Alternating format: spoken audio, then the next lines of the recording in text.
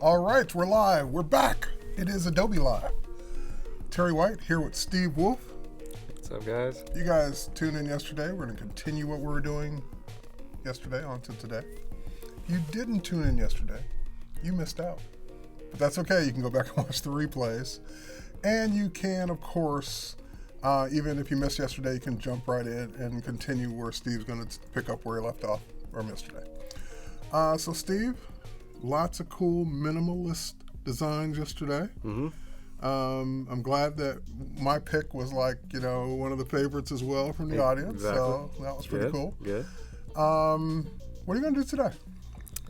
So today I'm going to get into the packaging itself. So the first day we did all the logo explorations and kind of pared that down to a few, and now we're just going to get into the actual tin packaging today. So start laying everything out, make it come to life. Very cool. So. If you're watching on YouTube, that's awesome. But if you're watching on YouTube, you're missing out.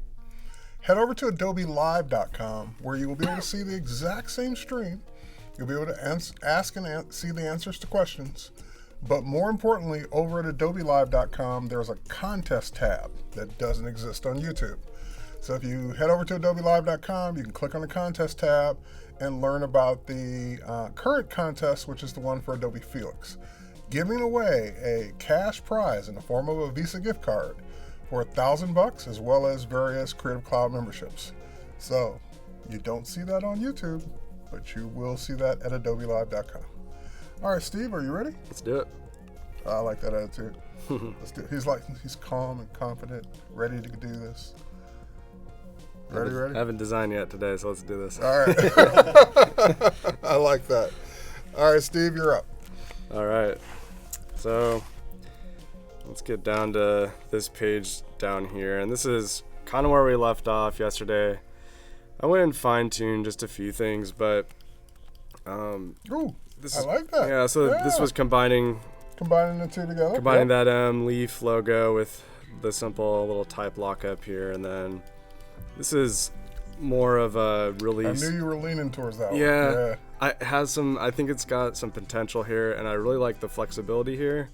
And It's kind of interesting how this could even be used as a system, if you want to stack the logo mark above the type, or, if it's, a little bit more horizontal or to the left. I like how that can be used as a system here. And then the last option here, which I'm still kind of finalizing. The colors are coming in. Yeah, that one with the three lines, that looks really nice in color. Yeah, so, whether it's maybe somewhere in this palette, and I like how the logo can be used behind the type here, or... Now, I just remembered that if you weren't here yesterday, you're like, what is this? This is Yeah.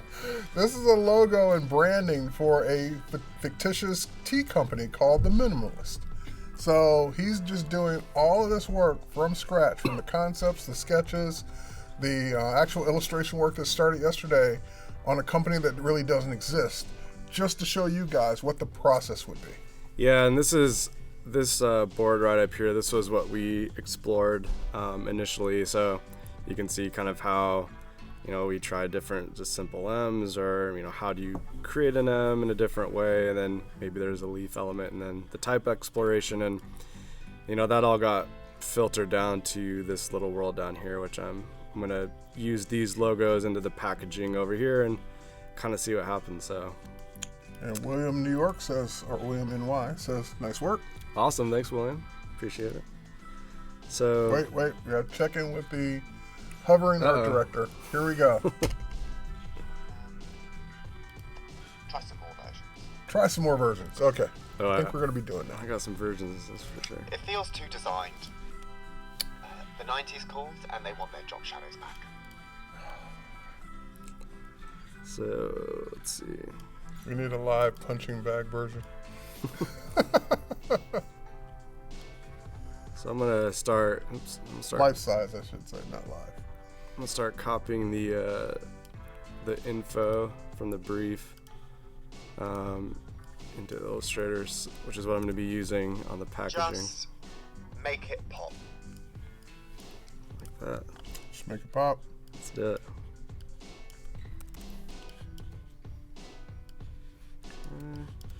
And I'm gonna use the first. Let's see which logo I want to use first. I'm gonna try these guys over here.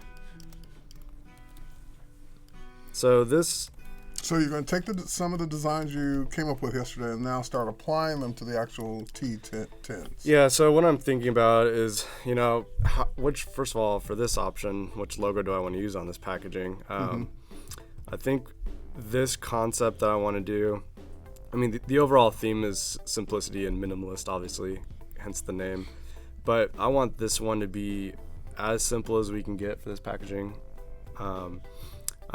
I want to see how few elements I can use, and for some of the other ones I'm going to get a little bit more detailed and expressive, but for this one I want this to be really, really straightforward and really easy to read. This was that template that I showed earlier that I made, and I'm going to start blocking in this logo. It's okay, William. Not everyone has to do everything in Photoshop. Yes. It's okay. That's right. Use an Illustrator. Yeah, I mean, the world will go on. So using Illustrator, I can kind of move things around a little quicker, but I mean, yeah, if you're quicker in Photoshop or you want to get into that right away, definitely go ahead. Now I'm gonna. Well, the other advantage too is if you ever want to use any of those, they are fully 100% vector and therefore infinitely scalable. That's true. No resolution issues. Exactly. And I like that, especially when I'm trying to visualize everything. So this is the information from the brief. So I needed to include the brand name, obviously right here. I've created the logo for it. And this is some of the other information that's going to go on. So I'm doing 3 different teas here. I'm doing Earl Grey, green tea, and oolong. So I also need to think about how I'm going to differentiate those teas. So I'm probably going to come up with a color system for that. Just so if you saw it on a shelf, it'd be, oh yeah, I get it. That's the green tea one. That's the oolong. Nice and easy to read. So I'm going to start with, let's do Earl Grey first. Why not?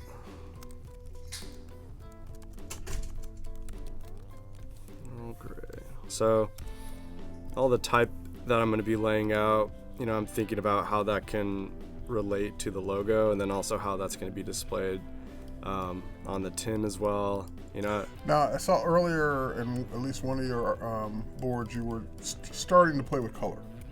Is that something you would do after you get this laid out? Then you'll start looking at what colors might work on it? Yeah, I mean, it depends. So this one I want to keep as black and white as I can, maybe with just a little small pop of color. Because if everything is the same color, it's going to be maybe a little bit trickier to kind of find out what tea you're going to be picking out. For example, if it's on the store. So I want to color code each one of these, so it's nice and easy to find. Got it. But this first option I want to keep really, really simple. Now, and I also noticed you're using, even though we were doing minimalist, you're using a heavier weight on that logo and the type. Is that by design or what's the rationale for that? Yeah, I like how bold it is, and with the logo mark, you can see that there's a nice big chunk of black around these little counters in the M. So I wanted the type to kind of mimic that a little bit. It's nice, bold look, and the type's just really simple type, and I want all of the information on the package to kind of live in that same world.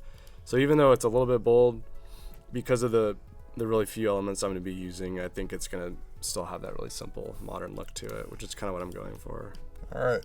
And Evil Cerise says, very clean, Steve. I like it.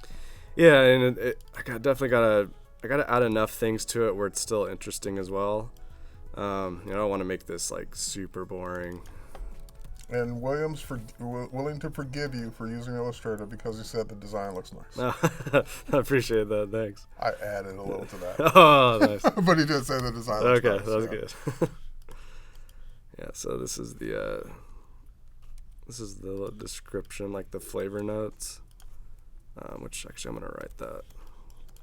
It's a little description of what it is. Yeah, when you buy this tea, what do you expect it to taste like? Okay.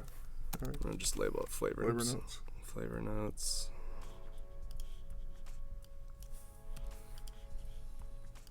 Maybe it's just Now, a question that comes up often, especially on these design and artist streams. You're using a mouse. Mm-hmm. Are you always using a mouse, or do you use a tablet? Do you use both? Do you you only using a mouse because that's what we have here? Or I always use a mouse. I know a lot of people that use tablets, and I think it's kind of like the Photoshop Illustrator thing. It's like, do what's best for you. okay.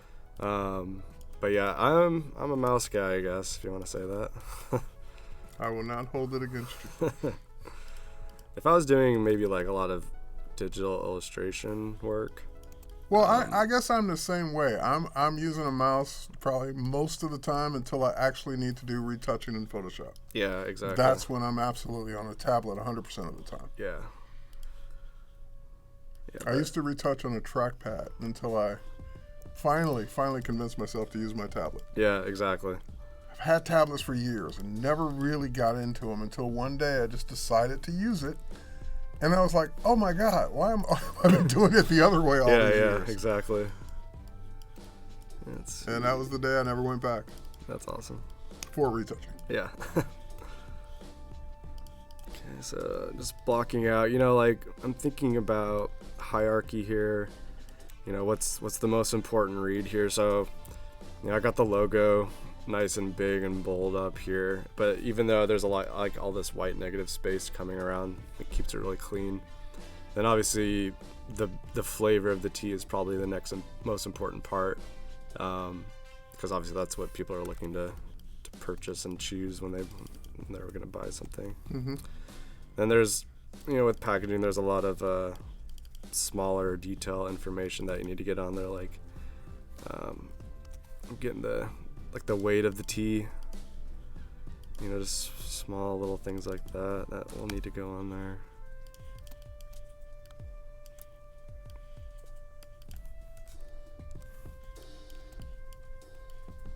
Let's see, I'm gonna have these like little blocks of color down here match to what the tea is. So, maybe Earl Grey isn't gray, maybe it's actually like a different color, but I'm gonna think about those as well as I'm blocking those out and how each one's gonna change depending on what the tea is. Let's see. Maybe this one's caffeine free.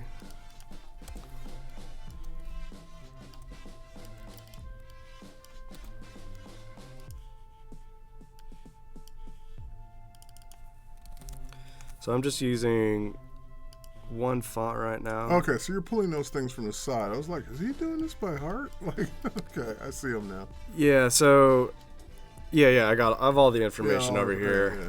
Okay. So this would be something that would come from the client. Got it. And also it's good to make sure everything's spelled correctly as you do things as well, because that's the last thing you want is something to be misspelled. Yeah. Typo going out on the final run. Oh yeah. Good time. That's not good. That's for...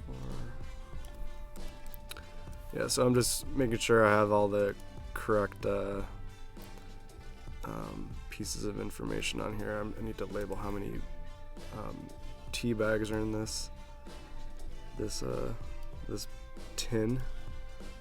Let's say there's 40. 40. This white. Oops.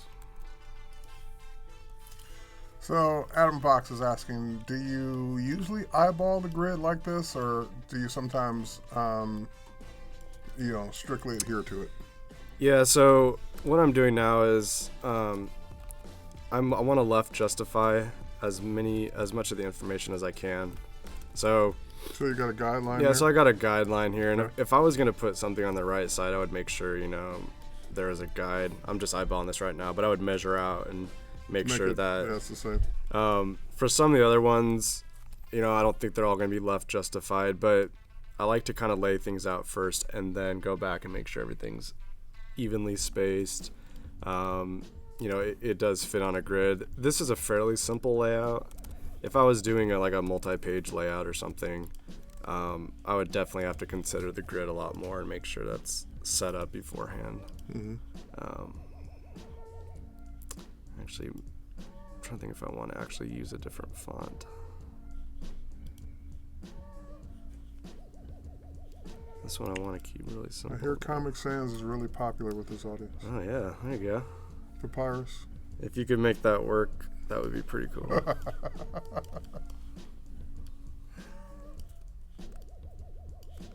This is outlined, I don't know. I love it when you do that. Yes. All caps with a nice script font. Oh yeah. That doesn't look good.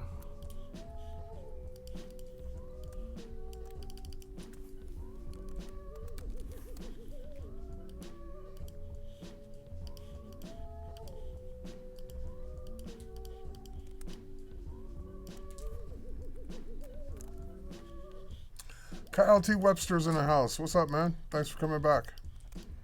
What's up, man? Something meditative about watching the whole process. You know, when you're not doing the only one doing the work. Great stuff, Steve. Nice. You guys should follow Kyle. He's an amazing artist, and lots of cool brushes that he gives away. That's cool.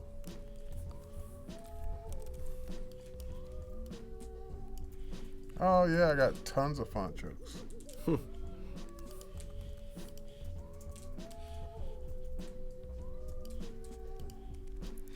So sometimes with packaging, and a lot of it's just making sure everything's aligned correctly and spacing's good. Obviously, you got to consider legibility. How easy it is to see something.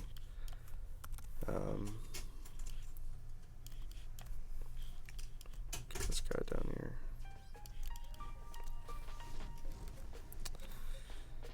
So it looks like. Oh yeah, I need to add.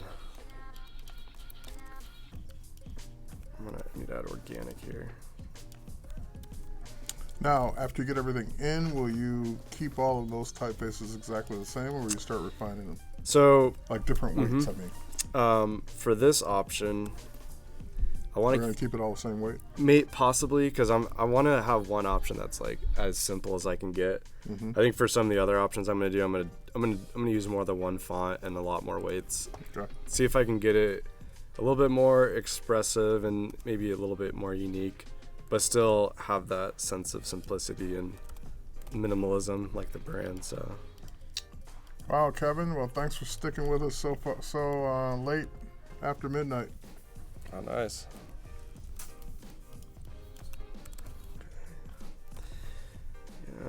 Let's see. Make sure I have everything. I'm gonna also use for fair trade. I have a line that has like. All right, here's a question.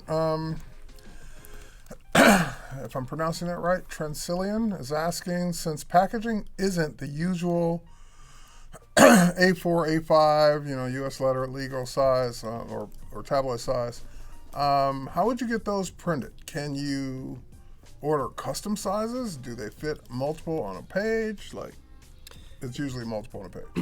Yeah, so, like for this example, like this is kind of it's going to be a fairly small size and definitely not like a standard paper size. It's working a lot with the printer. Usually you can still dictate whatever size you want to use. But whatever printer you want to work with, they're able to cut it basically to any size that you want. And then, right, and they're usually the ones that are going to optimize it for as many as they can fit on a page on their press. Exactly. So they're the ones that are going to take care of that for you. They're going to gang it up all and make it as efficient as they can for printing. Yeah, they don't want to waste any more paper than they have to, and waste any more waste. Exactly. Than they have to. Yeah, and they'll, hopefully they're trying to keep, cost down as much as they can, within reason. So yeah, they're gonna, they're gonna help you with all that. It's kind of hard for you to do it all yourself unless you really know what you're doing. But oh yeah, Kyle says you're making type design look much easier than it is. I agree. It's interesting. If what I was talking about yesterday was seeing the design in context. So when you start seeing, the tin, the label, whatever the colors will be, everything together starts to kind of evolve and starts to become this living thing. So, and especially with this theme of, making everything really simple. I don't think you necessarily need to overdo it all the time and overcrowd things. So the concept of this was like having more simple things in your life. So, you know, I just want to make this nice and easy to read.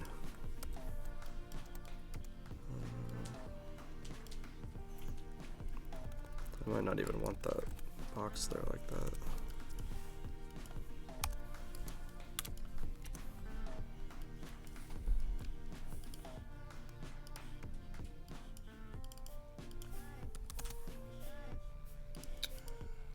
Well, hello, Duncan. Thanks for joining in. Thanks for watching this. And thanks for following.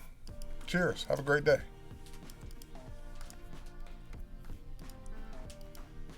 Shout out to Duncan. Duncan, you made me forget what I was about to type into my browser. I hate that. It's like the window's open, cursor's flashing. Where was I going? I remember. Adobe Stock now.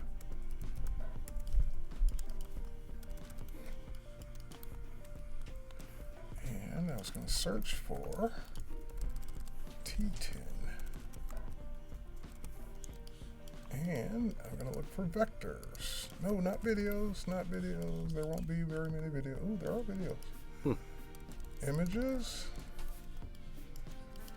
And I want to narrow it down to vectors.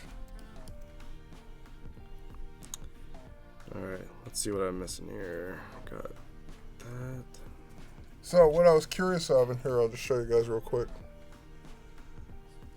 We talked about this a couple times. We talked about it yesterday and we talked about it earlier today. Just like, where do you get the resources? Like, he's designing on this very nice vector 10. And I was thinking, yeah, I could draw that. That's not that hard. It's just rectangles, just shapes with gradients on it to make it, give it some depth. But I'd probably do a search on Adobe Stock like I just did for vector-based 10s and just go ahead and grab one. So this one's pretty close to the one you're using. A lot of these are round. Oh, there it is. There they are right there. Yeah, I matched it pretty much close Boom. to that. There they are. So That's I would awesome. just go ahead and just switch to my library, Adobe Live. And if it was like a And- bottle or something, Yeah. like that would be really hard to draw. Right. You know, you'd probably get like a photo of it somewhere. And I'm going to go ahead and just, I already licensed it to Adobe Live. So now I've got those vectors ready to go. Nice. But yeah, that and it's cool. Is you can even find similars of that in case you want to do variations. But here, let's try that. Let's try a tea bottle. Yeah, even like a beer bottle or something, or like an alcohol bottle. Yeah. So these would be a little harder to draw. Those are a little bit more intricate. And of course, you can search for raster images too. But I thought vectors because then you'd be able to easily pick them apart. Very cool. There we go. I kind of like these. Yeah, those are cool. So I'm going to go ahead and license those. Licensed. All right, so if I switch over to Illustrator and bring up my CC libraries, and I switch over to Adobe Live, there's my T10s, and there's my bottles, which bottles is still syncing. Syncing. Okay, bottles is done syncing. And there they are. And complete vectors ready for me to pick apart and label and do whatever else I want to do to. Those are cool. Yeah, so I cheat. He draws. I get it from stock. That's funny. No, that's good. That's definitely what they're there for. All right, back to Steve. So I added a pop of this, like a brighter color, which I think kind of sets it apart enough where I can do something really simple like this and add this big splash of color to kind of mix it up here. I'm actually going to go back to my, I did a quick color exploration, which I showed yesterday. So I'm going to see if I can maybe pull some of these. I'm going to do a really modern palette for these. If I want to use purple or not. I like the purple. I like the blue. Yeah, I'm just kind of blocking stuff in.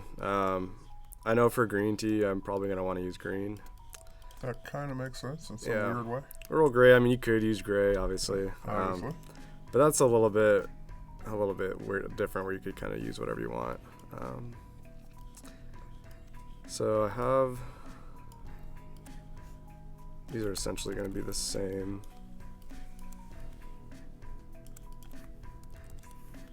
So this would be like one side of the package right here. Then if you flipped it over the other side, it could be this. Actually, for this one, let's do something completely different for the back. Maybe all the information's just on the front. Mm-hmm. And then this is using like a label that would go over the tin. So it's only going to be on the front and the back and the top here. So on the sides, this is just the tin substrate itself. So, you know, what might be printed directly onto the tin right here. Actually, maybe for this one, I wonder if a pattern of the logo would be cool. And it could be. Rob says Earl Grey feels royal, so Well, there you go. work. There you go. Maybe the logo can utilize the color of Rob Thomas? each flavor. Oops.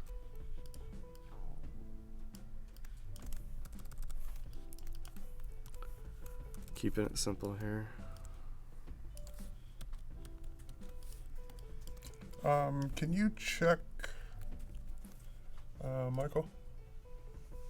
Can you check the focus? Yeah. You are Just a couple people are saying, or one person saying something about blurry and. usually it's their internal connection. Yeah, It's in the auto. that's what everyone's asking. You are Make it pop. perfectly fine. That's what I like. You're so Okay. sharp.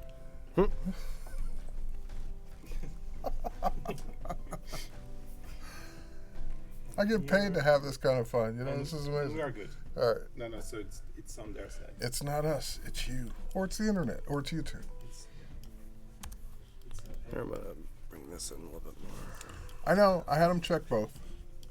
Not just the camera, but everything.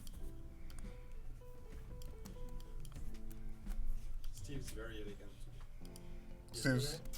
Yeah. today. I don't know. He's like he's in the zone right now. It's like yesterday I had him talking, and now he's just designing. Yeah, I want to make sure I have enough time to like get as many things as I can done today. I also want to show, since I'm showing at least 3 options, I want to try to do more than that, hopefully. So yeah, I want to just kind of get into this and make something come to life. So that's kind of cool. I don't know, some type of like pattern thing based off the logo. And what's cool is it kind of has more of this blue color, which gives it even more of a distinction. So that's maybe something that could go on the back. I'm trying to think what maybe I could put on the sides. This is actually from Austin, Texas. So maybe pay a little homage to the city here, and maybe it's just like a little badge. All right. Screen looks blurry. I put my glasses on. Oops. All right, you guys might try going out of the stream and coming back in. See if that refreshes it.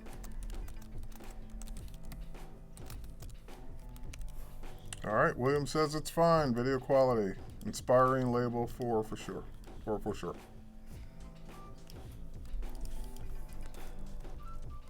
Since I actually, trying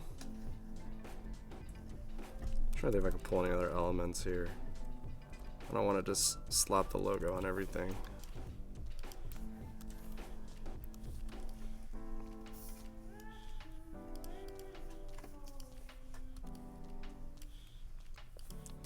I'm gonna use this this blue color here still.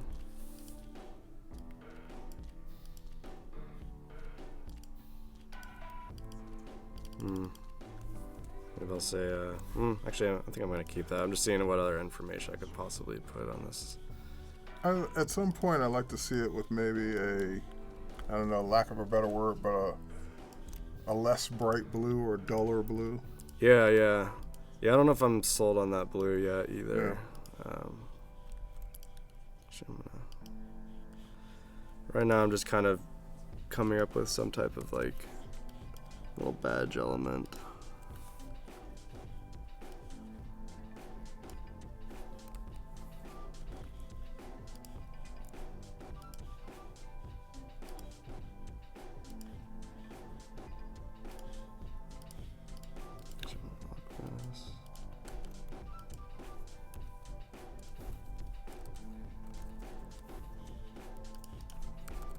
Yeah, and I'll go back to this. You know what, maybe I'll actually do this right now. I'm trying to think what's gonna work good with black.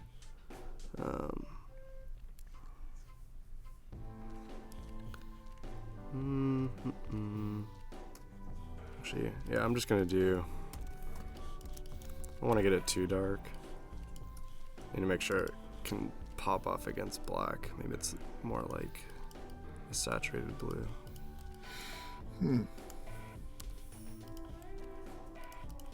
That actually makes it look even more modern. Yeah, It's really bright. that is better. Like, yeah, it'd be really cool to match that really saturated blue.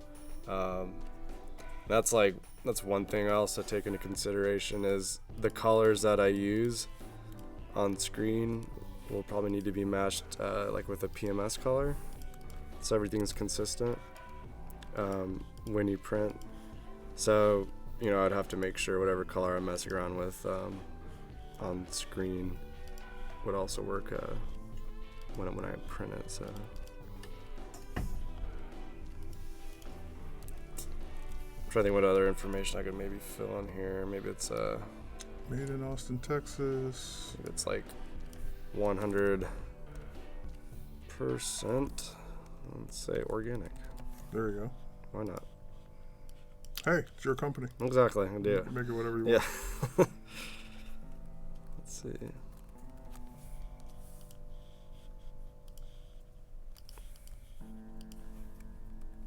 And then I want to add.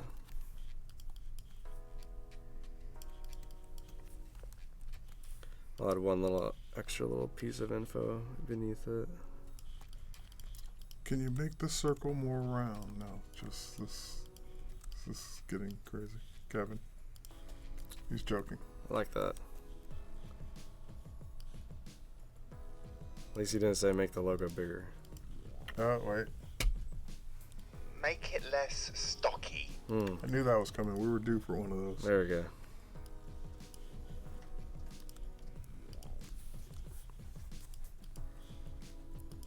I just want something kind of small on the side that can kind of be interesting to look at and also explain the product a little bit more. Maybe I can even pull more info from the front. Let's see. Maybe repeat just the logo. Yeah, I was thinking about one more, but I think I have it, since I already have it on this pattern back here. I don't know if that's going to be overkill. Maybe I can have just fair trade.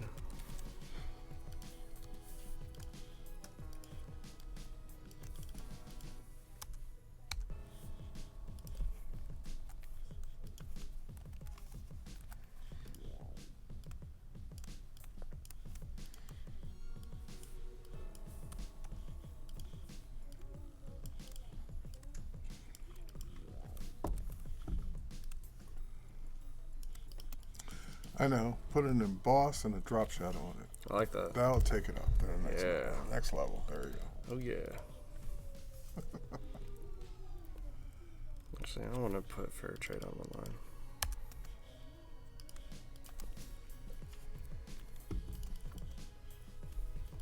Maybe I need one more piece. It's like Make it more organic, maybe 103%. it's like it's like making sure I'm filling the space here. That would be hilarious if you Actually, just I snuck don't that like in that. there. 103% organic. I don't like how that's cut off like that.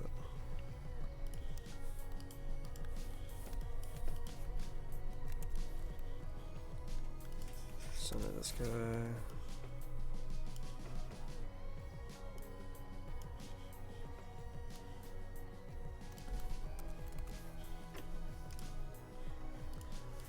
Yeah, it's just fine-tuning everything right now and just blocking out and laying out a lot of information. It's the best way to make everything easy to read.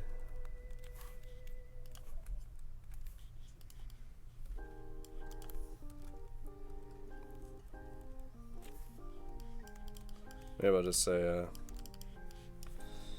why not? This is made this year. Vintage. Vintage. Yes, vintage. There, change fair trade to vintage 2017. The vintage 2017. All right. So something like that. That's cool. I like the balance now that you added Yeah, 2017. so exactly. So I want It's a to. lot better. So, you know, it's got the information to explain it. You have restored balance to the force. Yes. So maybe it's just like a little bug that lives on the side of each, you know, on each side here.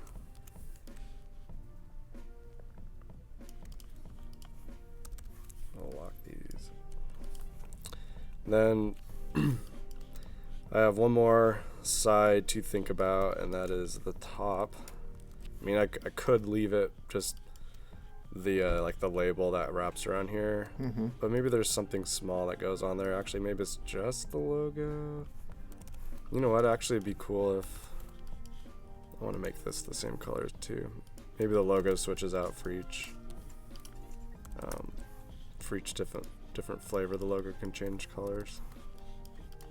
There's one more pop of color. I mean, I honestly could just make all of the type the blue. Front, the back, and the side. Yeah, so this is the front. This is the first thing that you see, and then if you turned it over this would be the back. And what's the third one? Is that the side? Yeah, so these are the sides. Okay, I see this third and fourth. Okay. Yeah, so these are just printed directly onto the tin. Onto the tin. And this is the top And that's here. the top is like a strip that goes all the way over it. Exactly. Right. So I'm trying to think about what I could possibly do here. Actually, maybe it's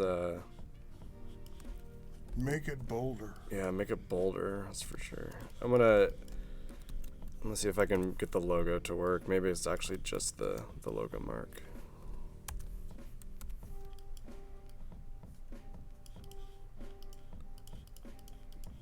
Because you're not gonna. Actually, I kind of like it small like that. Yeah. I don't want to make it too big. Words no client has ever said. Yes. I like it small. Like Make that. the logo smaller. Keep it small. Yes. I got too many guides here.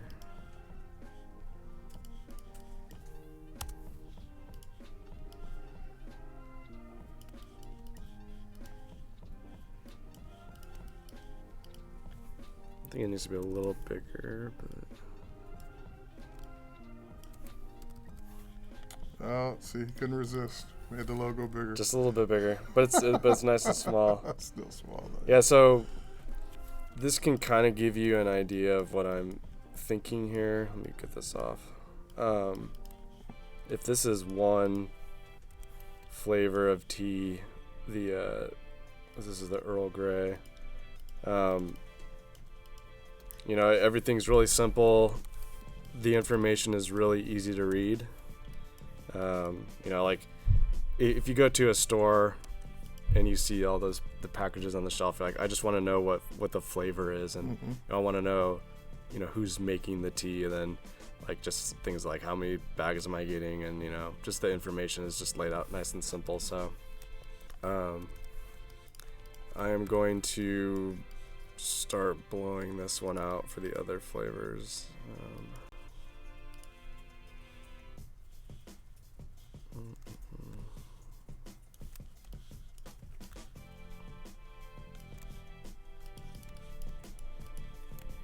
Let me get those colors back. So I changed the blue actually.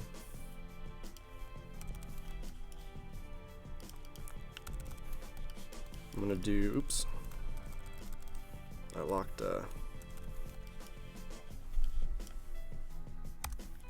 forgot I locked one of my tins.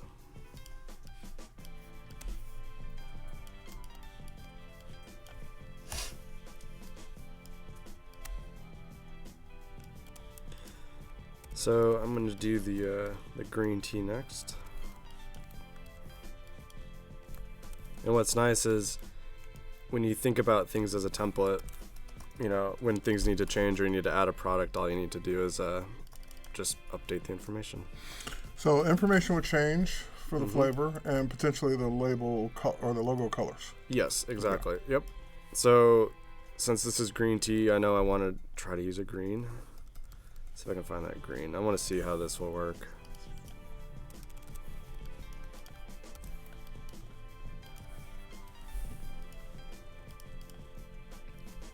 I want to see, I'm going to find all that information again. Oops, I moved it up here.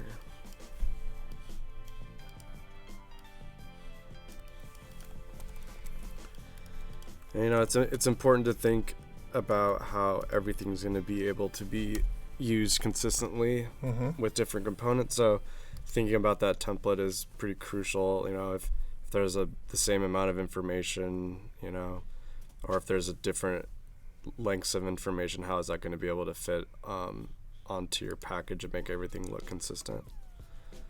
So sometimes being nice and simple is really nice, because you know, you might actually see these all on a shelf together.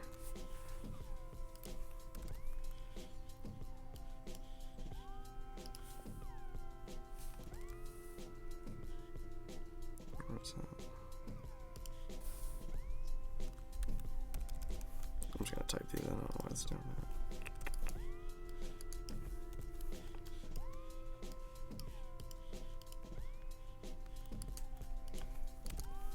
that. And how are you liking that green?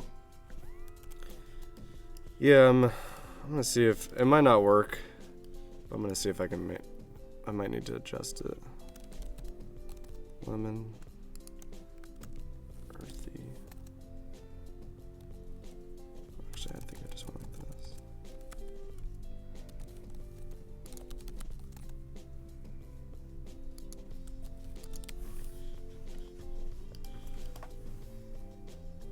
Okay.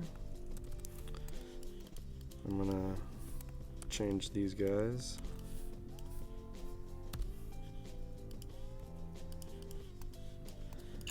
So Joseph is asking, why did you choose this color palette? So I want to make something that for this this option, I wanted to look really modern. So I wanted to use fairly saturated colors and really bright colors, and also colors that will look really good with white and black. So I'm going to do an option that actually uses more like pastel colors like these, which can completely change the overall mood and look. Almost kind of makes it a little bit more elegant. And you know, some of these more saturated colors that you see here, it just gives off more of like a modern vibe to it. And I mean, I think both of them could potentially work, but that would kind of come down to what the client's thinking. You know, are they going to be more of a really modern, contemporary kind of brand, or are they going to be catering towards more elegant, kind of like an elegant look? And I want to say classy, but that's where these kind of muted pastel colors could kind of convey that idea versus the saturated colors. But this option is going to be really modern. Where did those colors originate from? Like, where did you even start to sample those or create those from? Sure. So what I talked about yesterday was I was talking about inspiration and what I like to look at before I design. And right. So those came from your mood boards? Yeah. So they're from the mood boards, and I'm looking at art that is also kind of in the same world as what I'm thinking, like modern, contemporary, simple. And you know, even things in nature, just kind of getting inspired by all of that and just using some of those colors, or also just kind of tweaking them to what I think might look better myself, just from using some of the swatches. And yeah, just kind of also making them myself, I guess. And also I'm using colors that will work well together. So if I were to use different shades of blue or something, I don't know if that's enough of a a differentiator to make them stand out, especially if they're all together, like in a shop or a store. It's like after a while, if you kept buying, like, oh yeah, I know that the yellow one is the oolong tea, so like you almost don't even need to read the package at that point. You just know that the color is the tea, which is pretty cool. Helen thinks the blue one is pretty neat. Nice. Thank you. So I'm gonna pop this off a really, really bright yellow.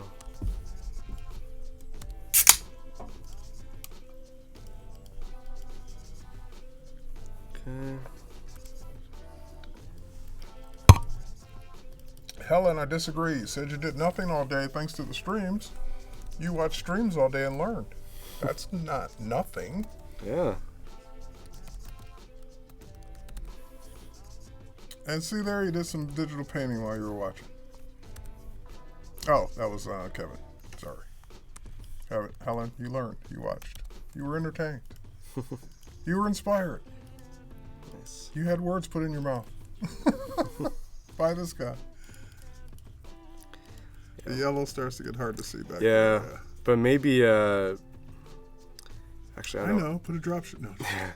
I'm going to see, actually, my parents. Oops.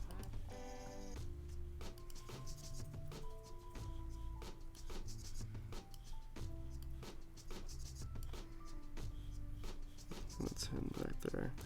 Yeah, maybe it's not that bright. Actually, I don't even know if I want to use yellow. I'm going to try an orange. Orange could be interesting. I mean, it's like a really saturated orange. Yeah, I like that better.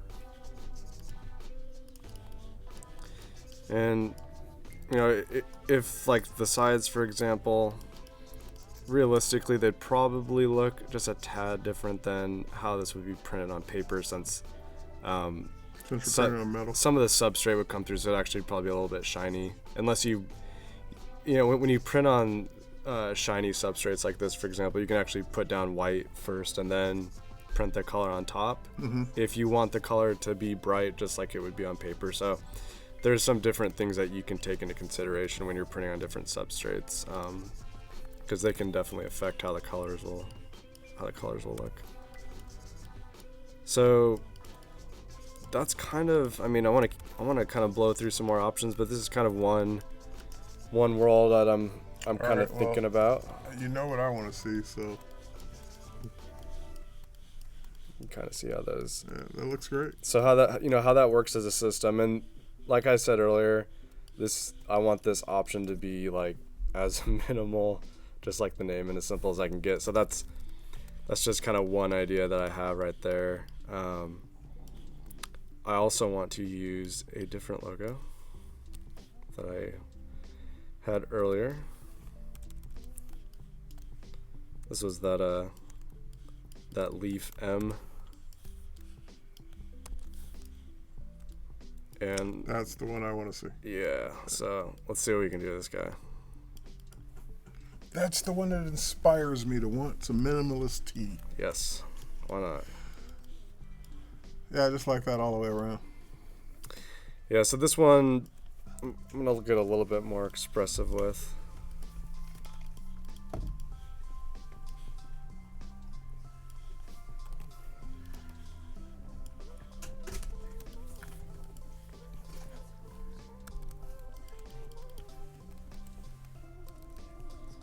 So I'm going to do actually for this one, I'm going to make so this would be like printed right on the tin. Okay. And I'm going to make a label that would be placed on the bottom. And that will have all of the information inside of it. I think I'm going to... So then the label printing would be the only thing that changes. Exactly. So everything that's on the tin remains consistent. Yes. Got it. Yeah, so obviously, I don't need to switch out the logo. So that can be printed directly onto the tin. Mm-hmm. And and that's probably a less expensive option for the client. Yeah, so whether that's the client actually putting the labels on themselves, which would be definitely the cheapest option, or the printer could also do it as well. It just depends on the budget. Darken this just a little bit.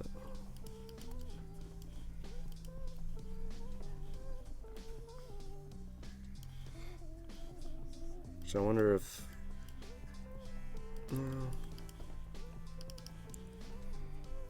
you're thinking of color coordinating the labels so that they match the various tees, and so that way, at a glance, a client can see it on the shelf. I mean, the shopper can see it on the shelf. And, oh, that's green tea. yeah, exactly. So this is kind of, I can show you right here. This is like more of a muted green here. I like that. But it could still be green tea, obviously, since it's green.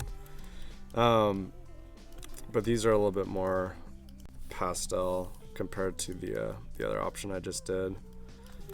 So I'm gonna set up one label here as my template. I'm like, did I use the force to change that this time?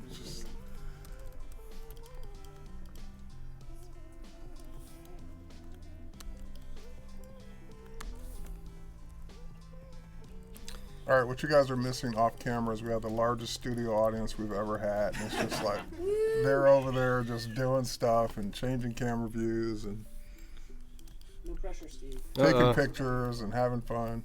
Nice. Actually, I don't want to start with. But Steve, you got to keep working. I don't want to start with green yet.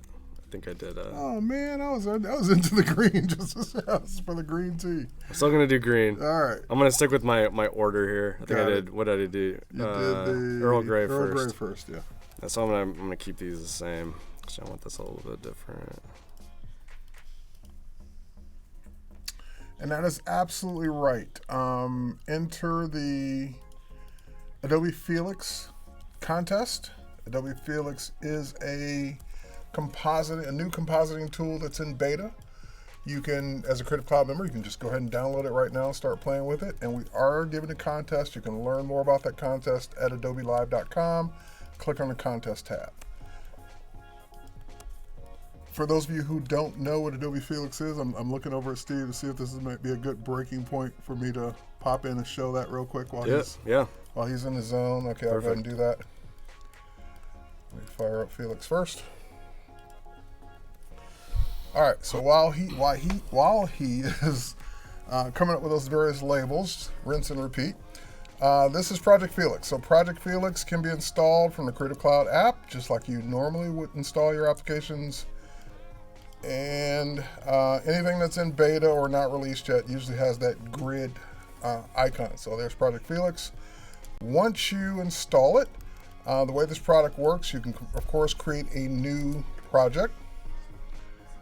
Once you create that new project, you'll get a canvas, and at that point, you can either start to bring in your 3D elements or bring in a background photo. So I don't know, in most cases, I usually start with a background photo because that way I can know where I want to place things. I can either get that background photo from my operating system, or I can go to the libraries panel. This looks like a short list. I need it to be gold. I go to the library panel and just pull from there. So the library was actually one of the things that got recently added. Just trust me. I'm an artist. All right, and we're gonna go ahead and resize this down. And I've got my fashion model here, and you notice that there's this. Just all right, make it pop. he's got to get it. All right, bye-bye. No. Okay, so we got the ground plane here, and the ground plane is way too high. It's like up by our knees. So we're gonna go ahead and just grab the ground plane and pull it down to where the ground is. So that way, Felix knows whatever's above the ground plane is visible, whatever's below the ground plane is invisible. So now at that point, now that I got my background photo in, whether it was a photo from stock or one of your own photos, then I can jump over to the Assets tab. And from there, what's also brand new, or you're looking at a couple things that are new in this week's beta. Number one, I switched to the dark UI. That's a brand new feature. And also that we now have kits of basically groupings of materials and models and lights and things that are grouped together in these various kits. Now I'm going to switch over to the models, and you can either just scroll or do a search. I'm going to go with the shopping bag that I typically do this demo with. Once I bring the shopping bag in, it's a bit large. That's okay. we're going to go ahead and scale it down. Grab the scale tool there and scale it, scale it, scale it, scale it, scale it down to something that would be that she might be carrying. All right, so now we got that in place. I can go ahead and just pick it up with the selection tool there. And let's say we're going to put it in that hand, but it doesn't quite look like it's at the right angle. Well, this is a 3D object, so therefore I can go ahead, rotate this in any direction that I want, tilt it any direction that I want, and actually we're going to go ahead and move it around a little bit more, like so, and tilt it down a little bit. There we go, like that. Okay, so now that I got that in place, the next thing we're going to do, well, not completely in place, we'll bring it down a little bit, and we'll worry about the straps going into fingers in a moment. But now that I've got that in place, we're going to go ahead and twirl down its properties. And this particular object has the paper gift gauze, like that pink stuff that's coming out of it. And then there's the bag itself. So I can go ahead and drill down onto the bag. And when I drill down onto the bag, I can go ahead and get a surface color or use an image. So I'm going to switch to an image.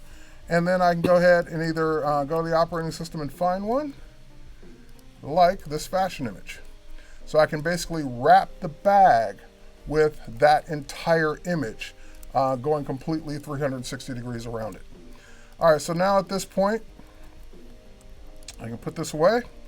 And again, if I need to do any sizing or whatever, I can do that. But the one thing that's always a dead giveaway when you're doing this kind of compositing is the lighting. In other words, the lighting for that bag is very bright, very, like artificial compared to the lighting of this outdoor scene. So one of the things that we can do, and this is one of Felix's strong points, is that you can go into, there we go, go into the background, and there's a button called Create Light from Image. That is one of my favorite buttons in Felix. Because what that will let me do, and this is also a brand new option in this beta, is I can tell it even that it's an outdoor light or outdoor scene or indoor scene. That will also help adjust the lighting. And then it will render the lighting based on the scene itself. So we're like, the bag is kind of in the shadows and reflecting off the car and the street now versus that artificially lit bag. Now, if it's still not bright enough, I could go in and of course increase the intensity of it, brighten it up a little bit.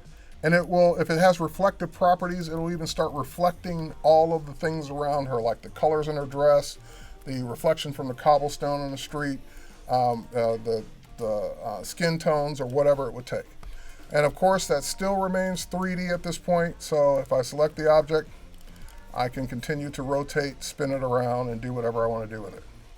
All right, so now that's Felix in a nutshell. What I can also do, of course, is begin the process of rendering that out. I can render it out either low res, medium, or high res. Yep, low, medium, low being fast, medium being high. And of course I can render it out as a Photoshop layered file. So like where the strap wasn't going into the hand, as I render that out as a Photoshop layered file, I could take it into Photoshop and just tweak the handle of the bag because it would be separated from the background. All right, so I'm gonna go ahead and auto save the render on complete, and we'll render this in the background while you guys are watching Steve. All right, let's begin the rendering process. And the rendering has begun. All right, and I see my little countdown there. It was going pretty fast. Okay, we'll switch to Steve. And back to you. Yeah, so here's a little, I'm making this label, and this is what's going to hold all of the information. So I'm just kind of creating a template that can still be switched out like before. This one has a little bit more of a sophisticated look to it. Yes, and Adam, I'm sorry, I'm just reading the comment there, I didn't mean to interrupt you. You can adjust the angle of the ground plane as well. Continue, sorry. Oh, no worries. Just seeing, I'm organizing all this information in my layout. just kind of creating completely different looks for each option. And that can kind of help determine what's going to be the most successful at the end. All right, so here's another person asking a workflow question. Joseph is asking, as Steve works, it looks like all of the project's assets are confined to one AI file. Is that common, or do you recommend that workflow? Yeah, I work all in one file. I actually work all in one layer. And that was all made possible with artboards. Yeah. I mean, made better with artboards. Let's put it that way. Made better. I mean, gosh, I think I used to I made like a big white box. I was going to, that's why I said made better. I would lock it. Yeah, so I just use different artboards so I can kind of keep each design or each idea into its own little organized space here. You know, when you're working on a logo, for example, you know, you don't necessarily need complete different files for that. You could use different layers if you want. That's also one of those things. It's like what works best for you. You know, I probably could have put all of the tins on a layer and just like lock it, which would probably actually make things easier. But you know, it's just whatever works best for you, I think. Okay. All right. While you're doing that, real quick, we'll pop back over. My render is complete. I'm in Photoshop now. I just opened up the layered file. Here it is. So that rendered bag is on a separate layer, the background, and of course, the background color. So now, for example, I can go to that rendered image. I can add a mask. We'll add a mask. There's my mask. We'll add a mask. And then I can go into, with a paintbrush. Do you know how to add a mask in Photoshop? I think so. Yeah? Yeah. I know some tutorials. I bet you do. All right. We're going to go ahead and switch to black. And we'll just mask it out just a little bit. Why am I not painting? Take that. Hold on. Let me zoom in a little bit more. All right. Back to the brush. Opacity. There we go. Put the opacity of the brush back up to 100. There we go. Now we just take off that strap over the finger so it looks like it's actually going through the hand as it's supposed to. And there we are, our finished, somewhat semi-finished, because you could always do more, render from Felix, taking an object that she wasn't carrying, adding it, wrapping things around it, and away we go. All right. Steve, you're back. Yes. Ooh. See what happens when you go away for a second from Steve? I'm loving this. It's coming together. It's getting Dude, there. this is awesome. So what this else? This makes me want to forget all about the other one. Yeah. So this, like, maybe this has like a little like a sealer sticker. I don't know. Like, you know, it just kind of looks like it's containing something, and it kind of has a little bit more of a high-end look to it. It's also one more way to get the different color in there.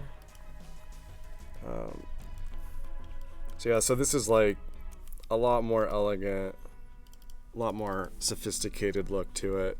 I mean, it's still simplistic. You know, and especially like with this logo mark, it still conveys that idea of fresh, and obviously like the idea of tea, which I think is super helpful. I'm loving everything about this color and all. Yeah, and so basically all the so everything's gonna work with this kind of gray color, and then all of the like this peach color will switch out to the green and this maybe gold. And maybe I won't use gold. I'm gonna see how that works with it. But again, like when you see the label, everything's still really easy to read. Like I said earlier, how does the hierarchy work? You know, I want to know what I'm buying. I'm buying this flavor. You know, this tells me what it is. Obviously, how many bags of tea, and then just some more secondary information down here. But you know, I'm kind of liking how that's coming together. Yeah, I like that a lot. I'm trying to think if I might actually even put some information on there. I might come back to that. So now I'm gonna see what I'm gonna do for the back. That might be a good spot for the 100% organic on the top. Yeah, actually, I know what I want to do for the sides. since everybody liked this logo, I think we're just gonna blow this guy up on the side. It's nice and big.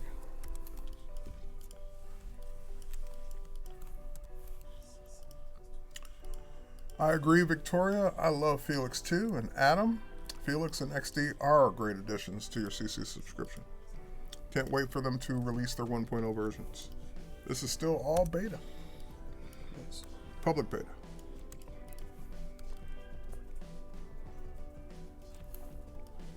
I'll make that actually, I'll make that a little smaller.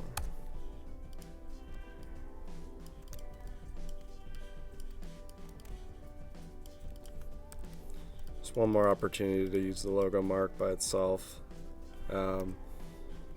Now I just got to think about the back here. I actually have my sketchbook here on the side, which you can't see, but you know, as I did my We can make it so they can see it. yeah, There it is. I showed this on the first day. Let me know when you're ready. Yeah. So I also sketched out a few possible like tin layouts. So like, you know, there was one. I also did a lot of logo sketches, but there's one more I'm gonna try.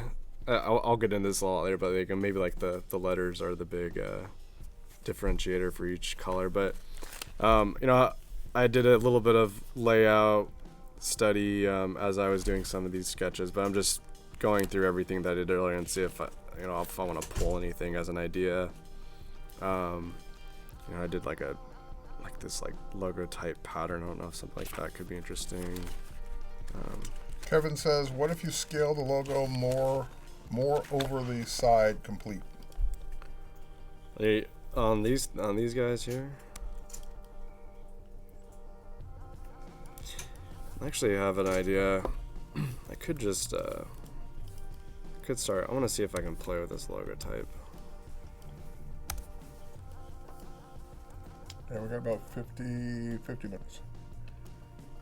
Okay, nice. I think there's something already. If that's too much. Fluffy Unicorn says, this looks fab. Nice. That's a sweet name. Yeah, it is. And I don't think I like that. You know what? Maybe for this one. And Taryn says, who are your type heroes? I'm not sure what that means. Oh, what's up, Taryn? Oh, you know him. I think I do know Okay. Taryn. Yeah, that's Taryn Washington. Yeah, there he is. What's up, Taryn? Who are your type heroes? Oh gosh. You know, there's probably some specifics I can get into, but I would say as a whole, all my heroes came from like the 60s and 70s. You know, even like if it's simple type like Paul Rand or She's so frustrated with your answer. well, I'm trying to think of specifics because there's so many. Like, if I want to get into like all the 10,000 type, I mean, there's Saul Bass, there's Paul Rand. You know, even people like Max Bill did some interesting type. Like all those guys from that era. I know I was a big fan of them, and I'm still a big fan of them. So, yeah. They're also design heroes of mine, which is probably what I'm getting at. Really, I think they did good at pretty much everything that they touched. So,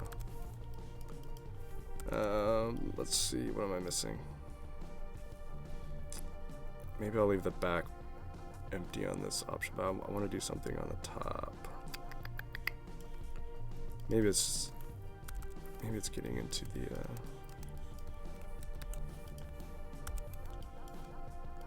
So yeah, I'm just gonna do like some patterns here.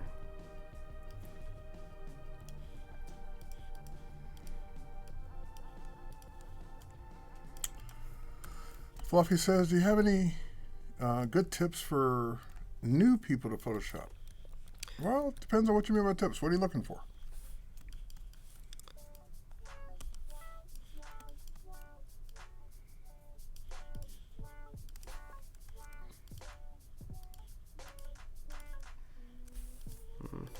I've recorded getting started videos for Photoshop, but like what tips in general are you interested in?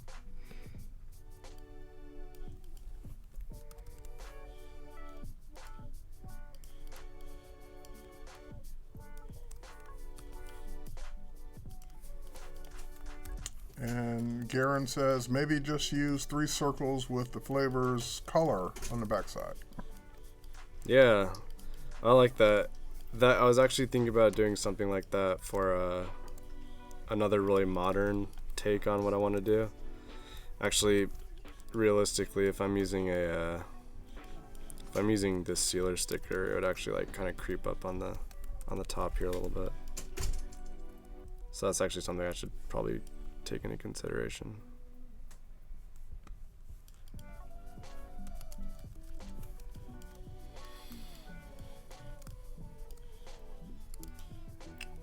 All right, Fluffy Unicorn, I'm about to give you a playlist to dive into.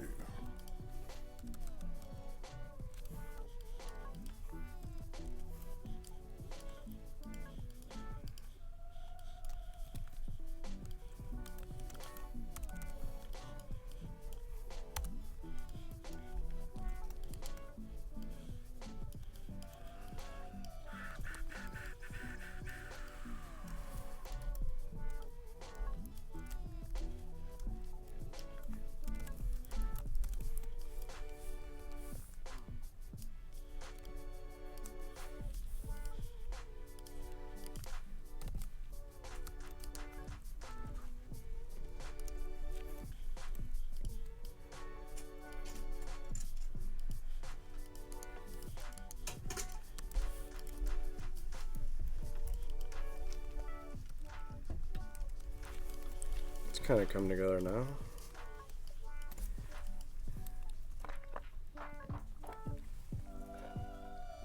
Just checking everything. I'm gonna see how this works as a system here.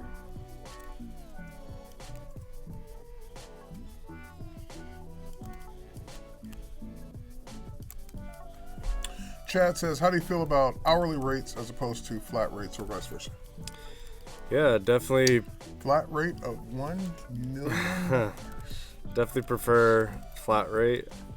It can get your clients on board a lot easier if they're investing more money right in the front end, especially, which you should be asking for a deposit before you start working. Yes. And then just calculating like how many hours you're going to spend on it if you're only getting paid hourly. What if you only spend 2 hours on it where right. You might not get the value of what you're giving them. That makes a lot of sense too, because if the client wants something simple that you might spend some time on, like you spent some time yesterday or even before yesterday just thinking about this logo and coming up with sketches and all that was hours of time that, if you charge an hourly, that works out great, but is the client willing to pay that much? Exactly. Versus the other side of that coin is you might be thinking about something that might only take you an hour, and if your hourly rate's $50 or $100 an hour, was that worth it? So flat rates are probably better for both of you, the client and you, because the client doesn't have to worry about you, dragging your feet or spending a lot of time on something because they're only going to pay you one fee. Yep. And at the same time, then up front, don't spend more time than you should or have to because you're only going to get so much. Exactly. Yep.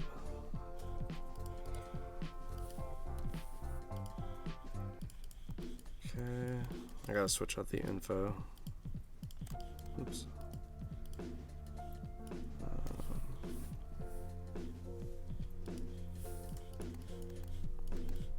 Seeing if and Drew seems to agree. He says graphic designers should never charge hourly. Never say never, but it's probably rare. Yeah, I mean, like, unless the client's like, look, I'm only going to be paying hourly, no questions asked. Well, at that point, you might make a decision, or maybe it's a good hourly rate. Yeah, it's up to you. Yeah, exactly. At the end of the day, it is always up to you and what you feel comfortable charging. Exactly. Okay, I need to switch out the info.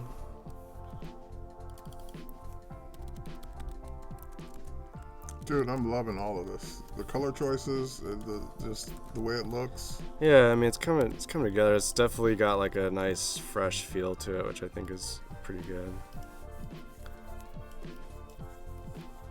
but it's, it's cool to execute different options with different looks and feels. So then like, oh, maybe this one's gonna work better for what the packaging needs to be, and you don't really know what's gonna work until you actually get in there and do it. So love that sand brownish color. Nabil is saying. Nice. This is a good question. Oh, hey, Nabil, how are you? Another fan. Is that NRG Design is asking, and this is a good question I have as well. So, do you use any time tracking app or software so you know how much time you've spent on a client's project? I have. Gosh, I can't even. My wife will kill me. I can't remember that at the top of my head. But what I do is I just kind of like keep a little piece of paper and kind of, just write down like I spent X amount of hours on this project and just track that as I work. But there are apps that you can use that do keep track of your time, if that's and easier. Is that an app you're doing on your computer, phone, yeah, all of the above? Both. Okay. Like there's an easy one that you can do right on your computer actually. So, but I just do it old school and write it. Wait, no, I'm getting a message from the boss. What was that? Google Calendar, okay. yeah. All right. Google Calendar, yeah, the boss back there. Yeah, the boss. Keep me in line. All right. Okay. Oh, I got green tea next.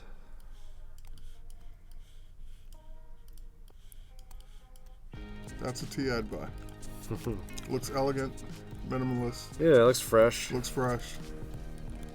Great design. What's green? What's green? Lemon-y. Oh, there's a little lemon in there. Julian says Steve is killing it. I agree. Well, I appreciate it. Trying to get. Oops. All right, Joseph is asking a question. How do you, Steve? How do you capture inspiration if you're out and away from your computer? Do you use the Adobe Capture app? Ooh. No, I'm just kidding. Or do you like capture on paper? Do you? I'm definitely a phone. Just take a photo. I'm taking photos on my Okay, phone like yeah. 24/7. I drive my wife nuts. Like, oh, we gotta stop. I gotta take a photo of that sign over there, that package. But it's good to have that mindset of constantly being aware of possible inspiration, because you never know when you're gonna run into something. And even have you played with Capture at all? Not very much. No. All right. Might be time for another demo. Yeah, let's do it. Let's see. Oh, that was power. Keep that in.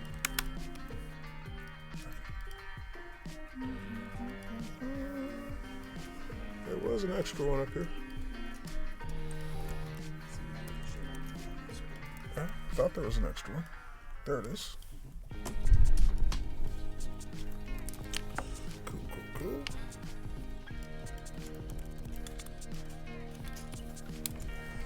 Let's get the demo ready.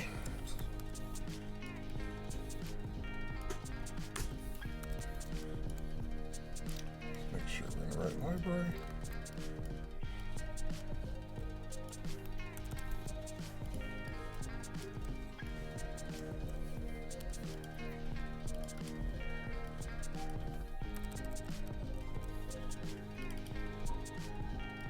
Okay.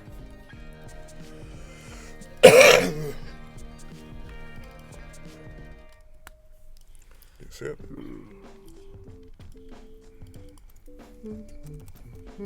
What's it called? No. Okay. All right, guys. We're gonna. Oh, I'm already there. I was gonna say we're gonna switch over to my phone. So, Steve, take a break for a second. This is Adobe Capture. So Adobe Capture is available for free on iOS or Android. So if you're out and about with your phone, you're out and about with your tablet, just basically not your computer, you fire up Adobe Capture CC, you switch to or create whatever library you want to put all this stuff in so that it is on your desktop by the time you get back. You can capture shapes, patterns, colors, brushes, or looks. So for example, if I were to say I wanted to create a new shape, that will bring up the camera, and then I can go ahead and tone this up or down for the kind of shape that I want. I can then go ahead and capture that. So that's the back of our the back of our hovering art director. And then from that point, for example, new tool, I can erase all the pieces that I don't want. So all of that stuff. And it would be a lot easier, of course, if you just isolated it so that you wouldn't have to do all this. But let's just quickly get rid of all of that extra stuff. And pretend I did a good job. But you get the idea. So we're missing part of his body, but that's okay. So now at that point, I would then go next, and it's vectorizing that. So that's now a vector shape based on what I just captured. So I can pull that right into Illustrator and start manipulating the vectors itself. There's even a new smoothing option. Didn't make much of a difference. I'll go next, and we'll go ahead and name this shape AD for Art Director. All right, save shape. So now that's being synced to my Creative Cloud library. Colors, I'm going to skip patterns for now. Colors is one that I think you would use a lot because while you're out and about, you see that cool scene, like this 7-Up panel there. I see how it just jumps around and starts picking colors from that can. And if I say, well, no, I kind of want, I can tap, and I can say, no, I want some of that white, I want that green, I want that yellow, and I want this yellow, or green, or yellow. There we go. And then capture it. And I can even tweak those colors. So if I, for example, thought that green was a little too bright, I can tone that down, and then go next. And now that color theme is ready to go. So I can call that one 7-Up. All right, save the color theme. You can even make brushes from items. So I don't have a applicable item, but for example, I can make a Photoshop brush, Illustrator brush, Photoshop sketch brush, all from this. That's pretty cool. And of course, looks would be how you would capture, for example, a certain scene or mood that you want to style your video or photo from. So again, Adobe Capture CC, check it out. Let's do one last one. Patterns is really neat because you can literally make a pattern from anything.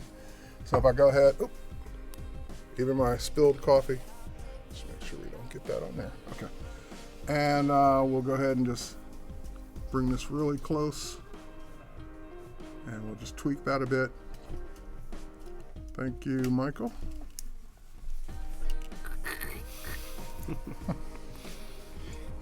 And I said I wasn't going to do that. There we go. All right. I like that one. Capture that pattern. You can still tweak it a bit. Now that's from the top of the art director's head. And next.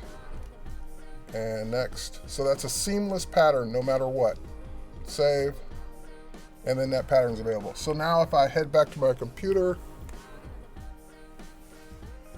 and I switch back over to Photoshop and switch back over to that Creative Cloud library, all of those items have made their way in. So for example, if I want to use that pattern, I just drag it over. I can also reduce the size of that pattern, obviously. We don't want it to be that big, maybe a lot smaller, maybe like a 3. There we go. And that becomes a seamless pattern layer that I can then start playing with blending modes and fading that down. Nice. And using that kind of like a backdrop. Of course, we'd mask it and brush it and so forth and so on, but you get the idea. So just keep Capture in mind when you're out taking all those pictures can actually become digital assets when you get back to your computer. Yeah, I mean, that's cool. Like a lot of the times, I'll take a photo and then I'll email it to myself. Right. And then, there's our vector art director hovering over the design. Yeah, so this is a lot quicker. Yeah. It's really cool. All right, cool. Nice. All right, back to you. No, that's awesome. I think I showed all the... Yeah, I kind of showed this system here.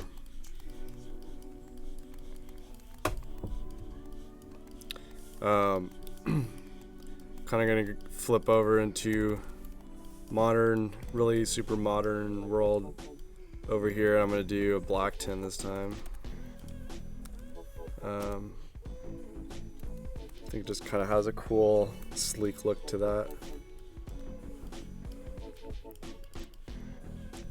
Yeah, I'm gonna see if I want to see if I'm gonna use colors behind the logo like this, or there's something kind of cool with that, like that gray on black.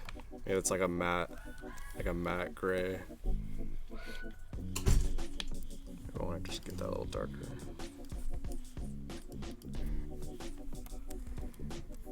Yeah, something like that.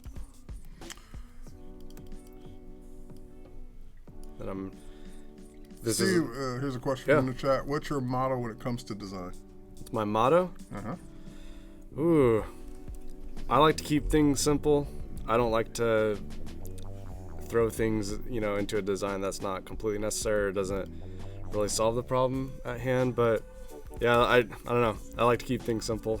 And obviously I also like to think about, what am I doing and, why am I doing things. So Keep it simple. If I want to do just like a really quick answer, I like to keep it simple. So. Okay. Now the black tee is like really that sweet. Yeah, like super sleek. I'm trying to think how I want to organize the information on the bottom. I think it'd be cool. Maybe if there's like a. Now, I mean, just watching you today, you went from good to wow to this is freaking awesome. So nice. Yeah, have a lot of fun with this one. I mean, when it gets down to like, from what I showed on the first day, it was really, really simple. But I knew in the back of my mind that I was going to be showing and designing a lot of, more expressive things for just the packaging. So, it's like, how does everything live together? Cordell is asking a good question. At what point in the process do you consider barcode placement? Ooh. So, I did think about this one. Luckily, because this has also a bottom. I was thinking the bottom, yeah. If you really wanted to, you could just throw all of the all the not pretty stuff. All the not pretty stuff just all on the bottom. But there will be, even if it's like a bag, there would definitely be instances where you would need to consider that. And even if it was like, let's say this was like the back of something. Do you ever work the barcode like as a design element? Yeah, I've seen a few packages that the barcode's actually designed. It's like a shape. That's pretty cool. There's a few rules and regulations on that probably, but course. You would just need to get that information. Space around it, yeah. Yeah, but even if for this example, if this was like the back of a box or whatever, and a barcode need to go on that, I would just kind of box out a shape or an area that I knew would need to go in there. I usually just kind of put it on the bottom somewhere. It would just be one more element on there, but.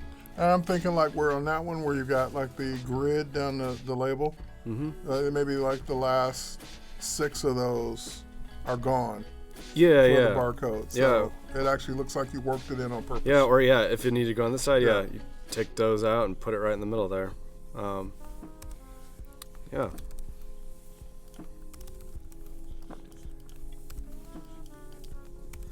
So this guy. Actually, I made a sketch that I'm kind of basing this design off of. I'm gonna put a kind of a fun, really modern kind of art pattern down here.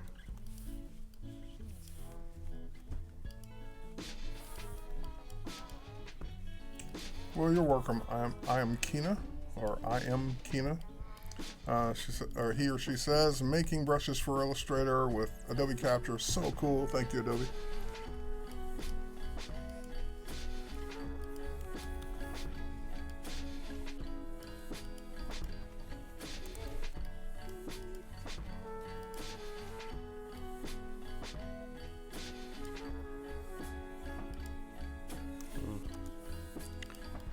I want to do this kind of interesting pattern down here. This is an element to make it a little bit more interesting. And you're getting that right off your sketch? Yeah. I'm basing it off of a sketch. I'm not going to follow it exactly, but it's a good reference point for me.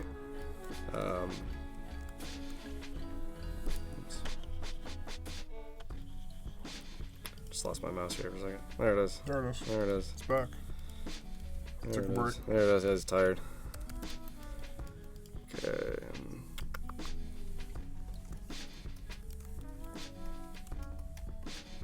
All right. So while he's working on that pattern, don't forget the Felix contest at adobelive.com. Click the contest tab. Submit your entries to for Felix to be considered for a $1,000 Visa gift card cash prize, cash in the terms of a Visa gift card, and of course Creative Cloud memberships.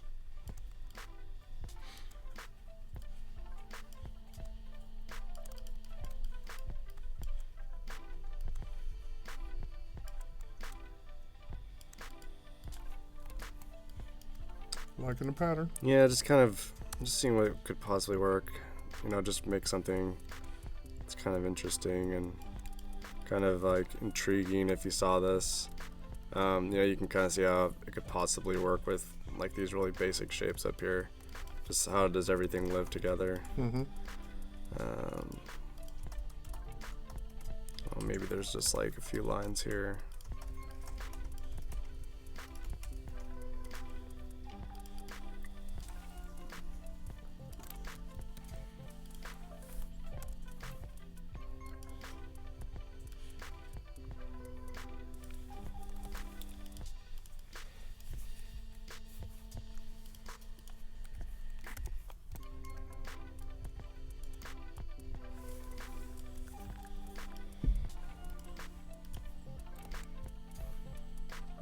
Space all these out.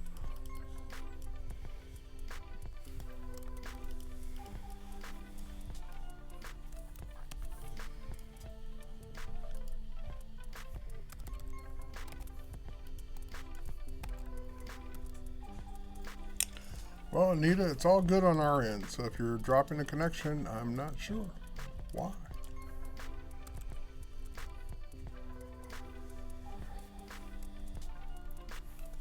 I'm gonna do this.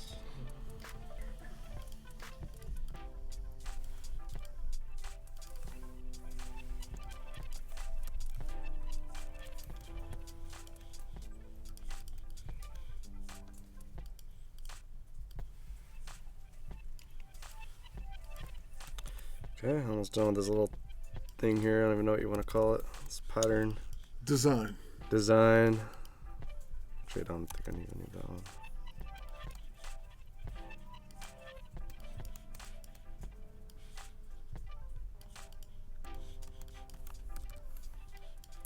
It's almost kind of got like a little mid-century flair to it almost.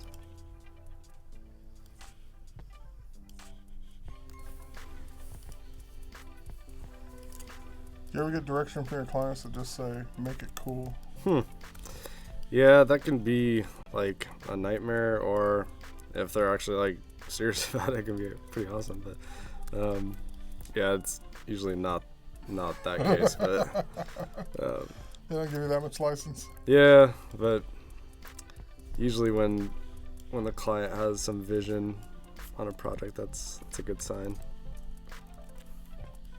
So maybe this is just here.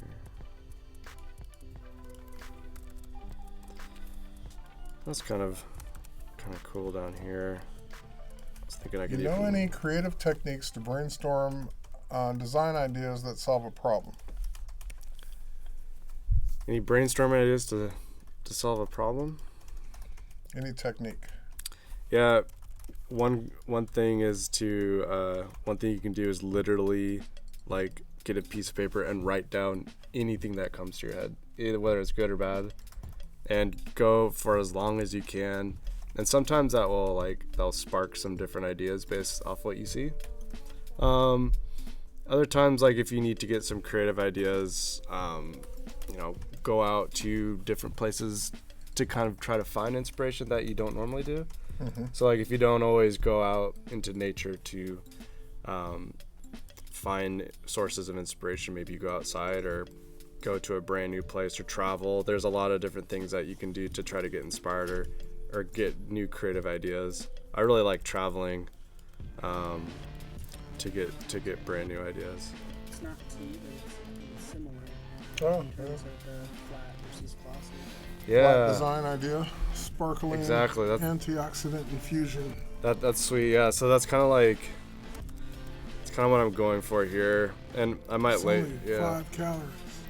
I might actually like kind of simulate that later, like kind of get like a little gradient in there to kind of mock up how that would look.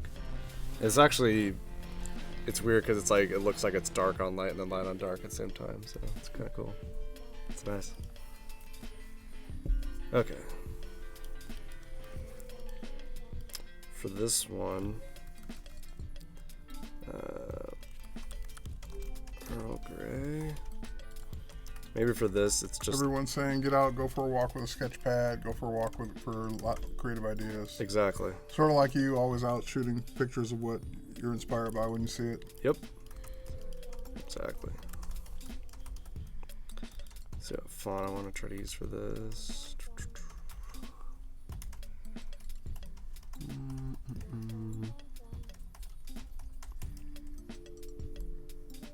Should like that. Don't forget to save. Yes, I have been. Okay. Definitely. good. Yes. I'm saving it right now. There you go. I believe this, Rob is asking, oh, there it is. There's a correction. I saw pound D, I was going to say. I think he means 3D. Have you ever used a 3D printer to create a mock-up? I never have actually. That'd be pretty cool though.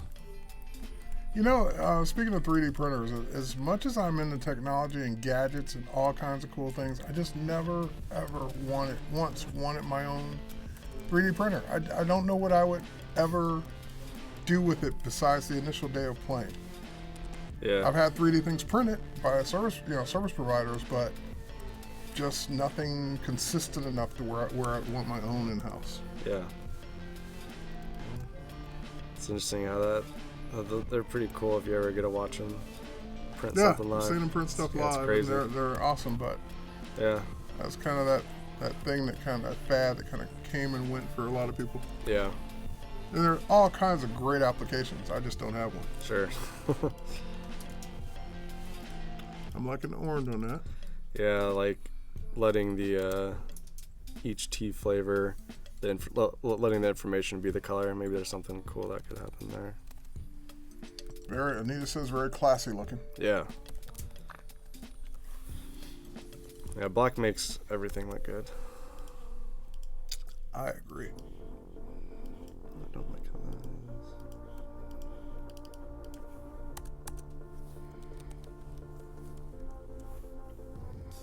I'll caps on these.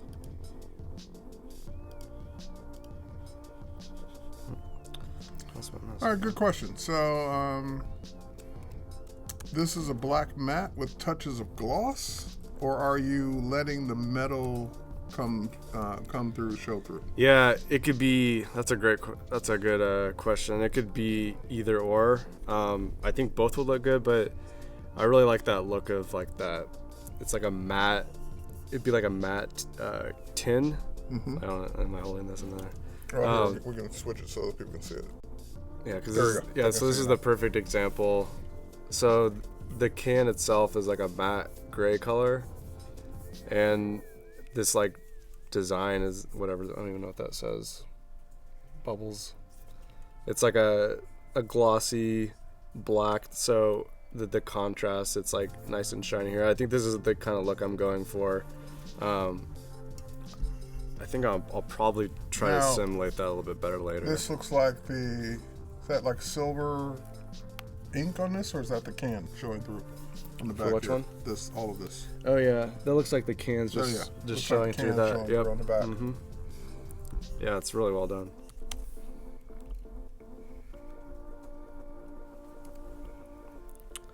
Okay. There we go. This is my mess. Just laying out this info here.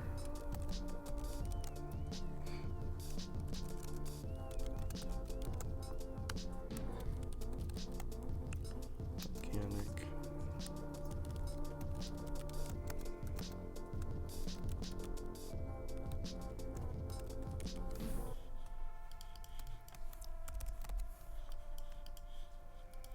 Just make sure everything's centered.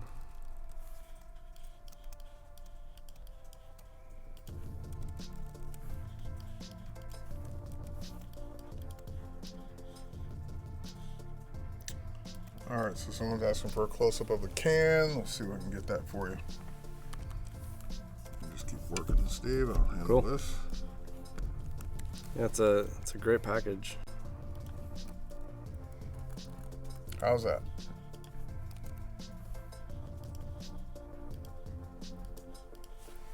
And what I was referring to was on the back. Looks like that's just the aluminum shining through.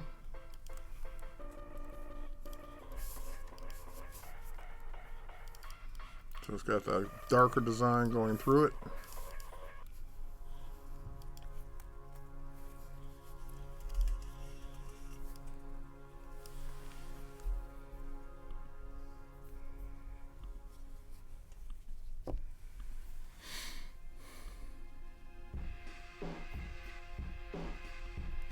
But your colors of choices, or your choices of color are awesome.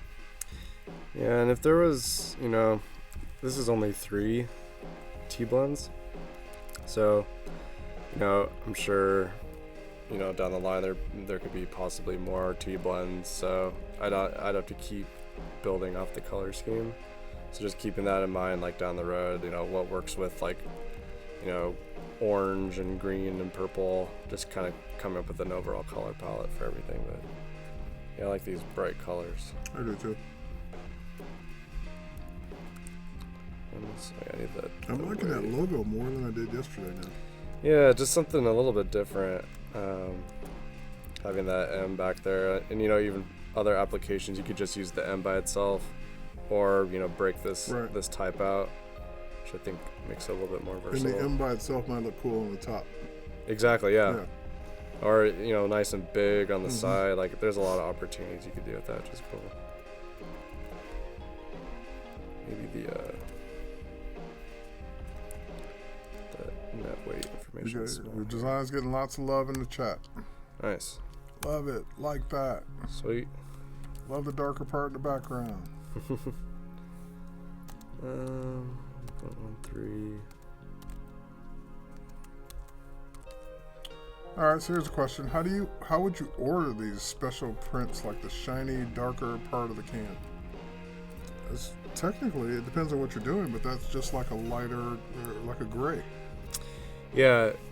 So, and you would specify that also to the printer, like what you're kind of planning to do, and even, if you really don't even know how to execute it, your printer does. Yes, and they'll walk it through you, and they'll tell you what you need to give them. But that in a nutshell is what it is. So at the end of the day, work with the printer. They're the ones ultimately are going to have to make it work. So you'd have to work with them on your idea. So you even bring them this Illustrator file and say, here's what it should look like.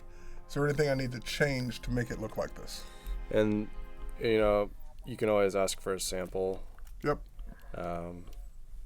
Make sure that they're giving you what you want, what you're looking to do. Actually, I'm going to keep adding this a little bit. Yes, you should become friends with a printer. Yeah, seriously. Well, and it's good to build a relationship with a printer if you can, especially if you're going to be using printers a lot. Yeah, printers don't like troubleshooting files. They would rather it come in right, so they would rather you talk to them up front. Yeah, exactly. Than to try and bring it in on deadline, and then they got to make it work. Exactly. Having worked in a print shop, I know what that's like. There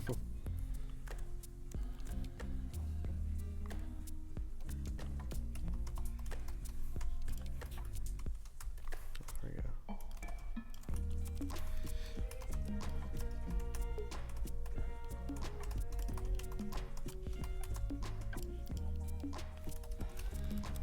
Okay. I'm gonna size that down. Gotta make sure my first. About 13 minutes. Okay. First template is good. Yeah, maybe it's like that. Okay. Actually, could be cool if that's not white. Kind of like the other ones, maybe the color. My mouse is dead. So the question is also coming in about a printer. Like, do you have a specific printer that you work with all the time? And In exchange, you get a discount on premium service, or just really that it's all printers want to work with you because they know if they work with you, you'll bring them jobs. Exactly. I don't think you have to be exclusive. Exclusive could help. It depends on the printer. But again, you're sourcing the job for the best printer, best price for your client, the one that can actually print on the materials you're talking about, because not all, for example, could print these cans or print something like this. Yep. So it just really depends on what the job is. Exactly. Then you pick the printer and then you go from there. And some, like if you want to get something letterpressed or something or screen printed, there's specialty printers, that you would look up to get that done. Versus, if you want to print like on a press or something. Yeah, anyone can print on paper, but Yep. when it starts getting into all these different materials, that's where you got to find a specialist. Yep.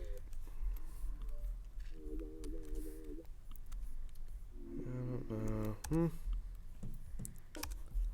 see what I can do with this. It's like M on the side. Yeah, I'm digging that.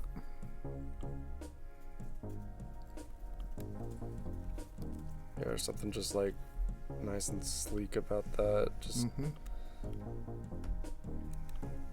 going back to the idea of simplicity, which is like always something I'm keeping in the back of my mind. Like in this case, it's basically just 3 bars making an M, but maybe that's all you need. Well, thanks, Kevin. We're honored that you decided to stick with us at 1:44 a.m. your time, and you could watch it all night long. Nice. Nice. That's awesome. You're a better man than me. Yeah, that's great.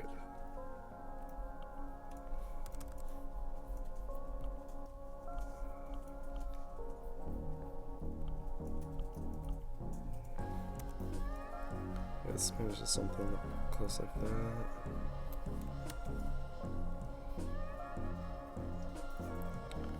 I don't even know if I want to do could be interesting to pull like some patterns here. So Kevin's saying, what if the cap of the packaging is colored? Yeah, I've been thinking about that too. Actually, this would be a good one to try. I like that label idea that you had, like the band that goes across the top. Yep. You could definitely play with that. So I'm gonna build Or if the this. label itself was a different color, then of course, like silver, or Nita says like silver or red. Yep. Yeah, that could work. Starting to look more like makeup now for whatever reason. Yeah. I like it in black. Yeah, I want to keep this still simple. This is a really, really modern take on packaging, on tea packaging. Which could be a good thing, because that there's a lot of tea packaging executions out there already. A lot of them, you could find. Maybe you know what? Instead of that, but then it wouldn't match. I was gonna say instead of that orange for the top, maybe like a burgundy or like a dark, deep red, but then it wouldn't match the orange. Yeah, and especially like that can that we showed earlier. I really liked how everything was just black with like big so pops like this of one color. has the black top, silver bottom. Yeah, and that's actually great that this can is here. Sometimes it's good to Have a reference point. yeah, especially with something that you're trying to accomplish yourself, or like in this instance, it's a printing technique. And NRG Design is asking, are you letting any of the bare metal show through in this design, or is it all at 100%? Yeah. Or at 100%? Oh, oops. Yeah, Miguel, I'm like you. I like the black. Yeah, I don't know. I might let some of that metal show, which I think I'm gonna come back to this later and try to simulate that. It could be cool to have some of that stuff show through, just the actual like metal substrate, but pardon me. It'd be interesting to see what it would look like on just the M. Yeah, something like that. Like even if I do this is really quick, it's not even it would be pretty bright. Yeah. Almost like a gradient. Oh my god. Yeah, he's a gradient. I mean, you could have I'm just using a gray color to quickly show, but It would almost, I guess it would almost be white if you're just yeah, using a solid color. it would be really bright. I don't know. I'm really liking this just matte gray. Yeah, me too. It was more just to see what it would look like, but the way you have it now is perfect for me. Yeah, so this is kind of quick gist of how everything's looking together. Just Terrence says, Satan's tea. Satan's tea. No, it's. If I use red, maybe. I'm not gonna use red. No red for me. Satan's tea. That should be a That's cool. a nice brand. It'd be Yeah, a cool brand. it's hot. Yeah. Yeah. You get some interesting customers for that. Yeah. Oh, that's great. I feel that design coming on. He's like already thinking about it. Yeah, it's like Satan's tea. Satan's tea. What would that look like? You get really fun with the the All right, flavors. Terry. Well, I don't know if you guys know, today's a special day, your 21st anniversary at Adobe. So, wanted to give you heck some yeah. pseudo champagne. Nice. Thank you, Cheers. buddy. Congrats. 21 years. baby. 21 years. Wow, I got balloons and everything. gonna It's drink pretty cool. David says happy birthday. That's And awesome. that'll go straight to your head. Watch that. And there's tears. Cheers, guys. Cheers. Cheers. Cheers. It's good to drink on the job Yay. too. It's gonna go straight to your Adobe head. Life. Actually, yeah, it's great. Like, it has this ginger taste to it. That's some high quality champagne right Yeah. Touch of ginger. Just a Ginger touch. ale. Just straight ale there. Thanks, guys. Appreciate it. Any words of wisdom after being in the business for more than 21 years, but being at Adobe 21 years? The ride has only just begun. 21 years later. It was a long start. Long start, yeah. Just getting my feet wet, getting acclimated to the company, getting used to it. It's awesome. Now I'm ready to take it serious and actually. I'm ready to All right, now I'm ready to work. Things look, yes. Ginger ale. Ginger. No, actually, I love ginger ale. It's awesome. Yeah, I know, Evil Cerise. I knew someone's out there that's not even 21 years old yet, and I've been here for longer than you've been alive. Here in this very seat, no, just kidding.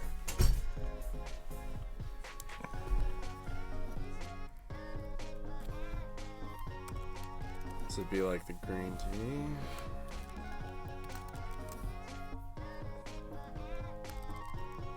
I mean, I really like the last one, but this one I'm like in love with. This is awesome.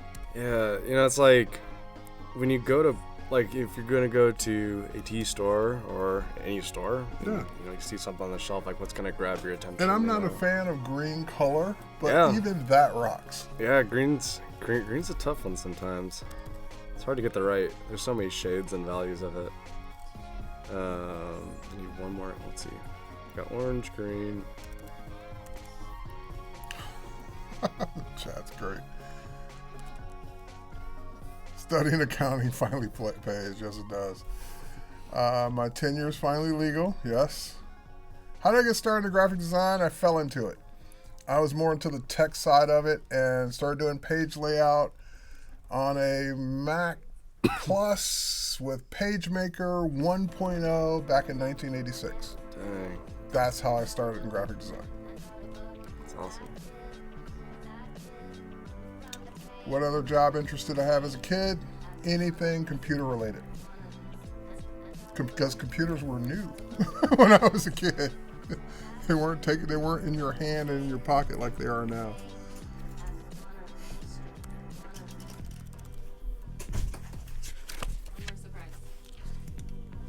Oh, where'd you find this? Dude, all right. I had to do some There's a story behind this. Vernors, for those of you who don't know, is a Michigan brand of ginger ale. It's like, you haven't had ginger ale until you've had Vernors.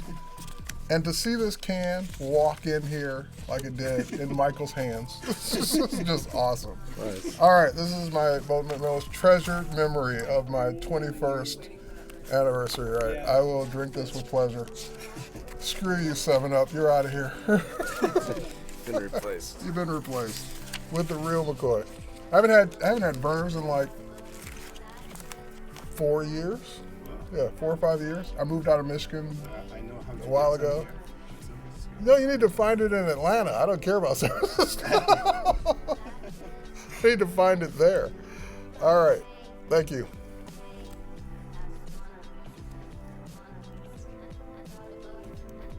You've had that? Drew, it's awesome. All right, someone said it looks like the Monster brand. Yeah, I know. can see that. It's not. I'm not completely sold on it either. I wanted to see. I just want to see if something could work. I think Yes, there's. Darren, I do remember McDraw and McPaint and McWrite. I use them all.